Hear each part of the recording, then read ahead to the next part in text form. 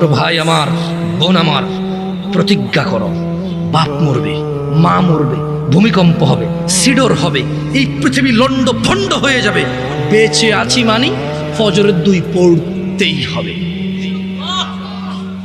বেঁচে আছি মানে জোহর, আসর, মাগরিব, ইশা পড়তেই হবে। একটু আগে সিগারেট খেয়েছি, একটু পরে আজান হয়েছে, নামাজ পড়তে হবে। একটু আগে পর্নোগ্রাফি, উলঙ্গ সিনেমা দেখেছি, একটু পরে আজান হয়েছে, নামাজ পড়তেই হবে। ঘুমের মধ্যে কাপড় চোপড় নষ্ট হয়েছে, মা জানে, বাপ জানে, ভাবি জানে, বোন জানে, সবাই জানে। এখন গোসল করলে সবাই বুঝবে কেন গোসল করছো। সবাই বুঝলে বুঝুক, না বুঝলে নাই। আরে বুঝলেই কি না বুঝলেই কি, আমার কাপড় নষ্ট হয়েছে, গোসল আমার ফরজ হয়েছে, আমি গোসল করবো, নামাজ পড়বো।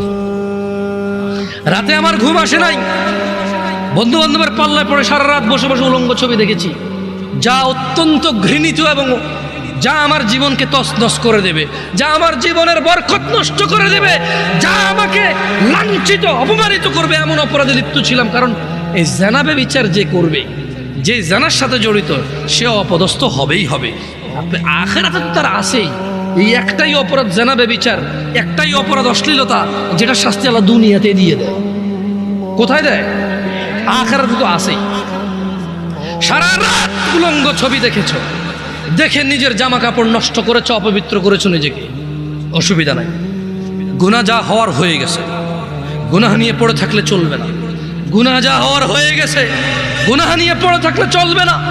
যাও গোসল করো, ফজরে আযান হয়েছে, সালাতে যাও, 2 রাকাত সুন্নত পড়ে আল্লাহর কাছে ক্ষমা চাও, 2 রাকাত ফরজ পড়ে আল্লাহর কাছে ক্ষমা চাও। আর দেখবা না, প্রতিজ্ঞা করো, আবার দেখে ফেলেছ, অসুবিধা নাই, জোহর আযান হয়েছে, যাও মসজিদে যাও, গোসল করো, 2 রাকাত নামাজ পড়ো, আল্লাহর কাছে ক্ষমা চাও, প্রতিজ্ঞা করো, আর দেখবা না। আবার দেখে ফেলেছ, অসুবিধা নাই, পরের ওয়াক্ত আযান হয়েছে, যাও মসজিদে যাও। কারণ মনে রাখবা, সকল অপরাধ গুনাহ, নামাজ যদি ছুটে যায় কুফরিয়া শিরকি হয়ে যাবে, ছাড়া যাবে না নামাজ। আমি কি বুঝাইতে পেরেছি? তোমরা কি, আমি যে জন্য আসছি, আমি কি তোমাদেরকে কোনো মেসেজ দিতে পারছি? পারছি তো? তাহলে এবার আমি বিদায় নেই।